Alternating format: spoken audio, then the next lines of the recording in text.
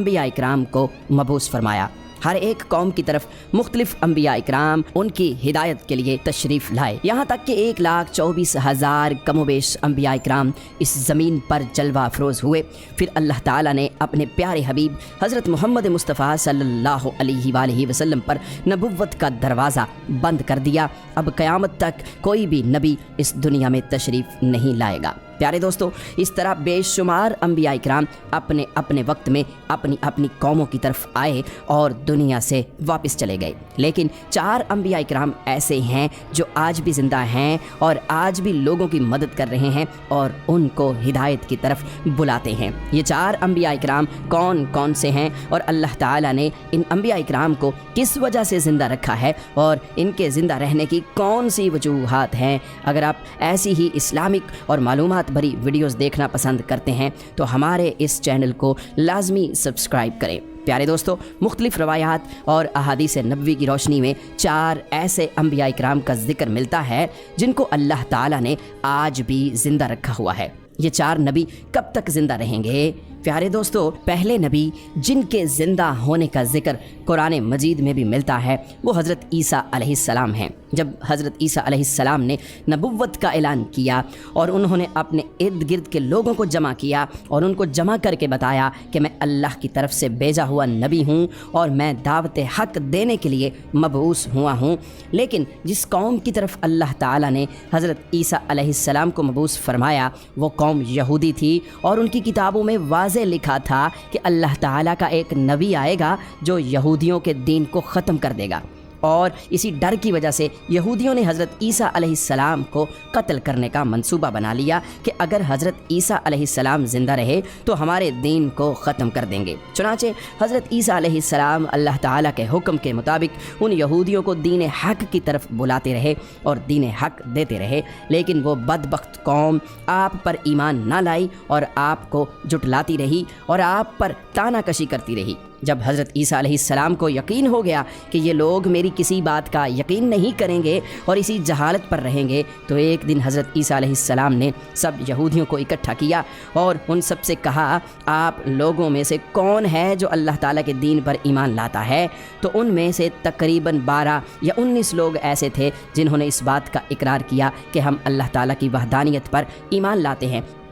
और हम आपका दीन कबूल करते हैं, आप ही हमारी बख्शिश का ज़रिया बनेंगे। और उन खुश नसीब लोगों के अलावा बाकी तमाम लोग ऐसे थे जिन्होंने दीन कबूल ना किया और हज़रत ईसा अलैहिस्सलाम को उसी तरह जुटलाते रहे और अपने साबिक़ा दीन यानी यहूदियत पर कायम रहे। चुनांचे जब ये चंद लोग हज़रत ईसा अलैहिस्सलाम पर ईमान ले आए, यहूदियों ने देखा कि लोग अगर इसी तरह हज़रत ईसा अलैहिस्सलाम पर ईमान लाते रहे तो हमारा दीन ख़त्म हो जाएगा, क्यों ना हज़रत ईसा अलैहिस्सलाम को दावत हक़ देने से रोका जाए। और इस तरह तमाम यहूदियों ने आपस में मशावरत के बाद हज़रत ईसा अलैहिस्सलाम को कत्ल करने का मंसूबा बना लिया। चुनांचे यहूदियों ने एक तोती अनूस नामी शख्स को मुकर्रर किया। वो शख्स हज़रत ईसा अलैहिस्सलाम को कत्ल करने के लिए आया। उधर जब तोती अनूस हज़रत ईसा अलैहिस्सलाम के पास पहुंचा और इस इरादे से जा रहा था कि मैं आपको आज कत्ल कर दूंगा, तो अल्लाह ताला ने अपने फ़रिश्ते को हुक्म दिया कि जाओ और हज़रत ईसा अलैहिस्सलाम को आसमान की तरफ उठा कर ले आओ।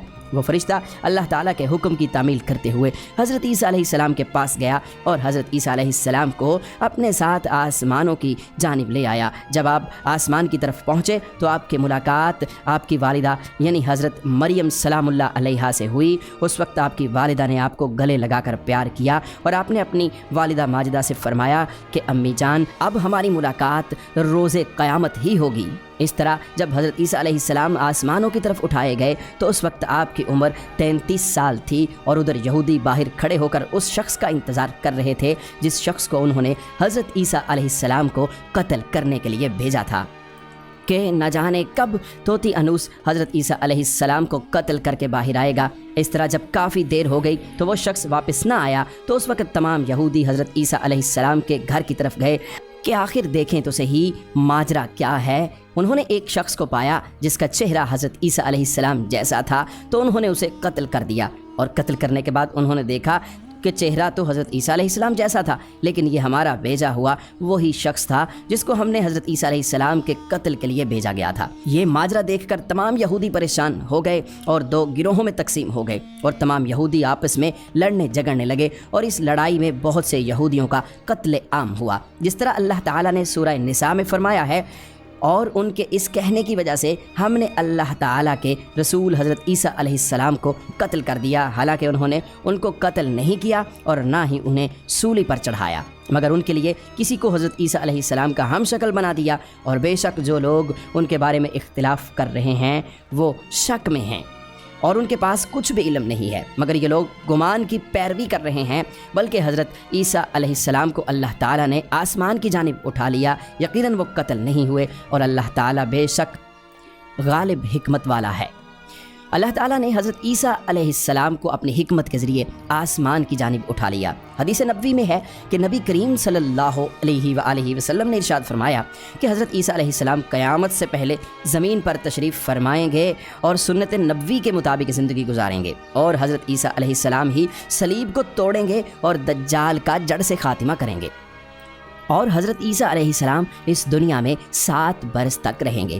اللہ تعالیٰ کے دین کو عام فرمائیں گے، آپ کو مدینہ کی سرزمین میں گنبد خضرا میں دفن کیا جائے گا۔ اور جو لوگ یہ عقیدہ رکھتے ہیں کہ حضرت عیسیٰ علیہ السلام معاذ اللہ قتل ہو گئے یا سولی پر لٹکائے گئے تو وہ دائرہ اسلام سے خارج ہیں اور وہ کفر کر رہے ہیں۔ پیارے دوستو، اب بات کرتے ہیں دوسرے نبی جن کو اللہ تعالیٰ نے زندگی عطا کی ہوئی ہے، وہ حضرت خضر علیہ السلام ہیں۔ حضرت خضر علیہ السلام ظاہری طور پر اس دنیا میں تب تشریف لائیں گے جب دجال اس دنیا میں ظاہر ہوگا، اور دجال اپنا فتنہ اس دنیا میں پھیلا رہا ہوگا اور دنیا کے لوگوں کو اللہ کے دین سے دور کر رہا ہوگا۔ تو اس وقت حضرت خضر علیہ السلام لوگوں کو اللہ کے دین کی طرف بلائیں گے، اللہ کی وحدانیت کی طرف بلائیں گے، لوگوں کو نیکی کی طرف بلائیں گے اور لوگوں کو کہیں گے کہ نیک کام کرو، برے کاموں سے باز آ جاؤ۔ ایک دوسری روایت میں آتا ہے کہ حضرت محمد صلی اللہ علیہ وآلہ وسلم اپنے صحابہ کرام کو حضرت خضر علیہ السلام کا قصہ سنا رہے تھے کہ آپ نے فرمایا کہ حضرت خضر علیہ السلام کا باپ ایک بادشاہ تھا۔ حضرت خضر علیہ السلام کو بادشاہت سے نوازنا چاہتا تھا،